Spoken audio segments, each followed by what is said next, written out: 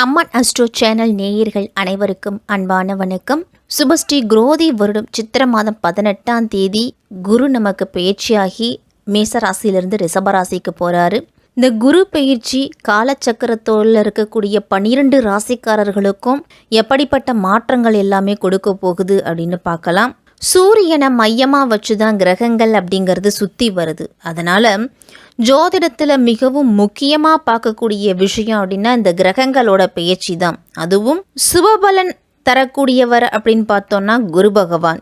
குரு பகவான் ஒரு ராசியிலிருந்து மற்றொரு ராசிக்கு பெயர்ச்சி ஆகக்கூடிய காலம் அப்படின்னா ஒரு ஆண்டு கிரகம் அப்படின்னு இந்த குரு பகவானை அழைக்கலாம். நாம் 2024ஆம் ஆண்டில் மே மாதம் 1ஆம் தேதி பகல் 12:59 மேசராசி கிருத்திகை நட்சத்திரம் 1ஆம் பாதத்திலிருந்து ரிஷபராசி கிருத்திகை நட்சத்திரம் 2ஆம் பாதத்துக்கு பேச்சு ஆகுறாரு இந்த குரு பகவான். குரு பகவான் தான் இருக்கும் இடத்தை விடவும் தன்னுடைய பார்வையாலேயே அற்புதமான பலன்களை எல்லாத்தையும் நமக்கு கொடுக்கக்கூடியவர். அதனால 5, 7, 9ஆம் இடங்களை பார்க்கறாரு.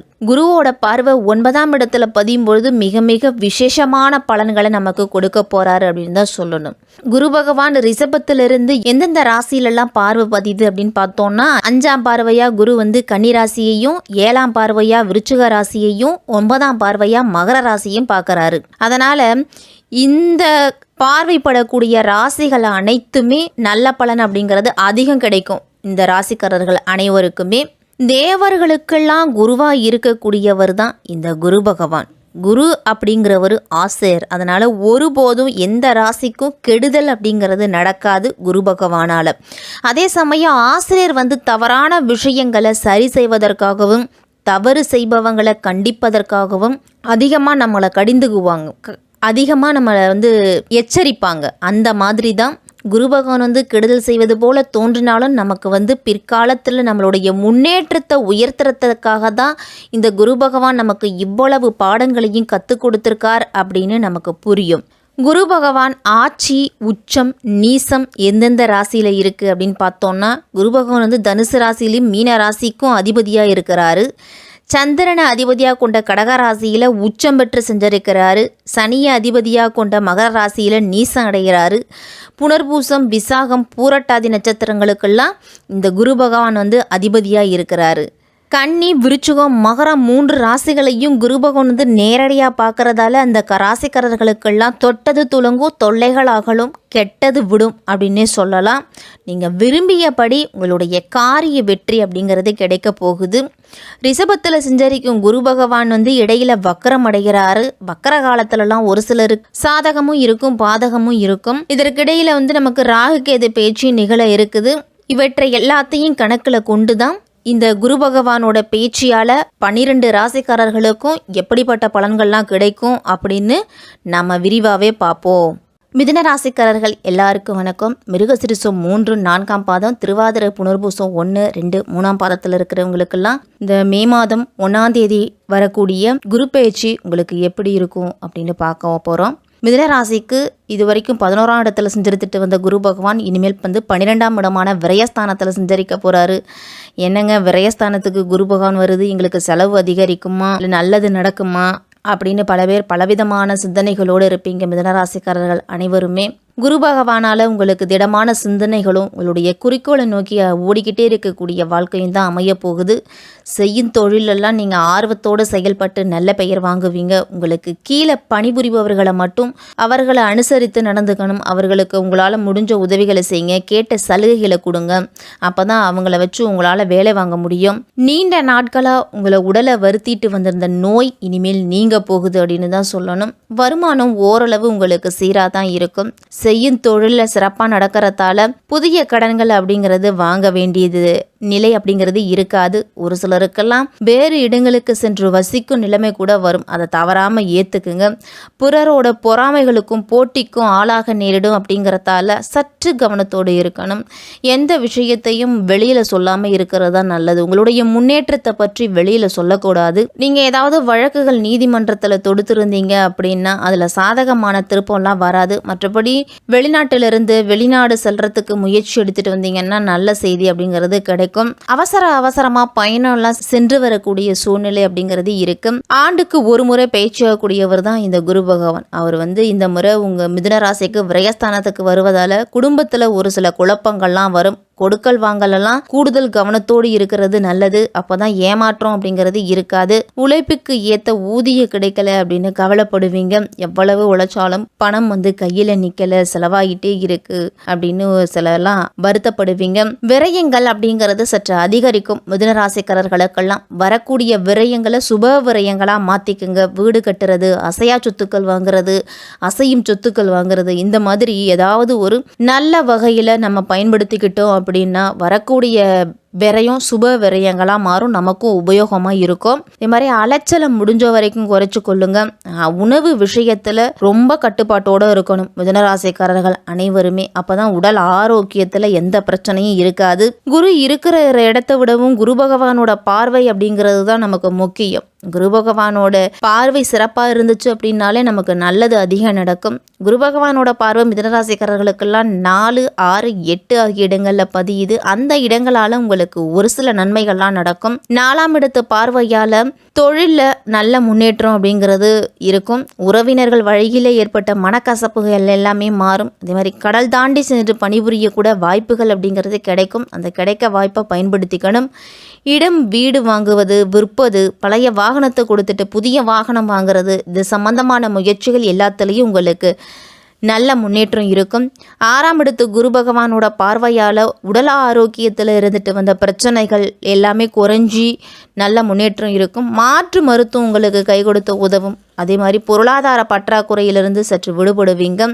ஆடம்பர செலவை முடிஞ்ச வரைக்கும் குறைச்சிக்கணும் மிதுனராசிக்காரர்கள் எல்லாருமே.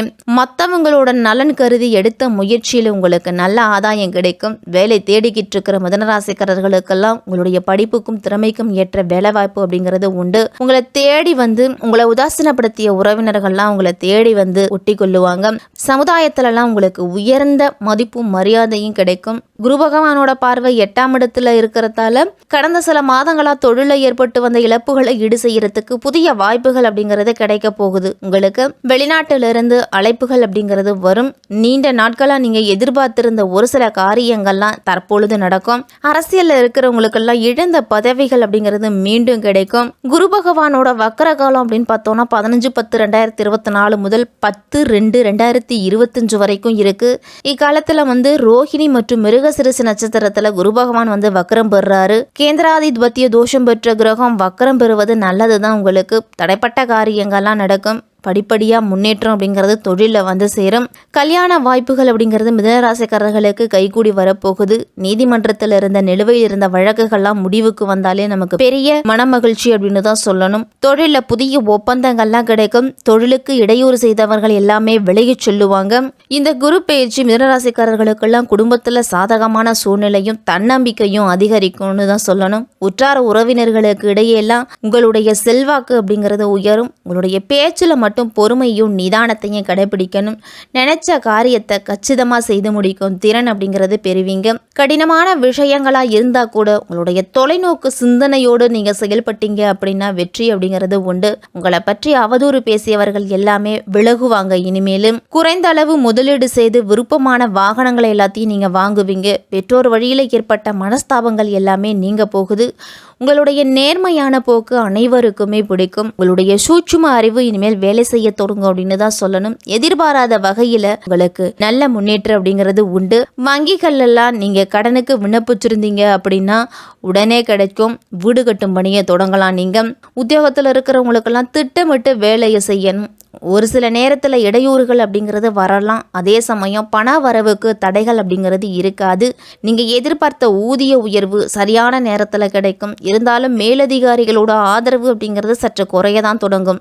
மிதுன ராசிக்காரர்களுக்கெல்லாம் கொடுக்கல் வாங்கல் விஷயங்களில் சற்று கூடுதல் கவனத்தோடு இருக்கணும். அரசியல்வாதிகளுக்கெல்லாம் வெற்றிகள் அப்படிங்கிறது கிடைக்கும். உங்களுடைய திட்டங்களை நீங்கள் பொறுமையாக செயல்படுத்தணும். அதே நேரத்தில் தொண்டர்களோட ஆதரவு உங்களுக்கு சிறப்பாக இருக்குது. சில சமயங்களில் கருத்து வேறுபாடுகள்லாம் தவறா புரிஞ்சு கொள்ளப்படலாம். அதனால யாரிடத்திலையும் மனந்திறந்து பேசுவதை தவிர்த்துக்குங்க.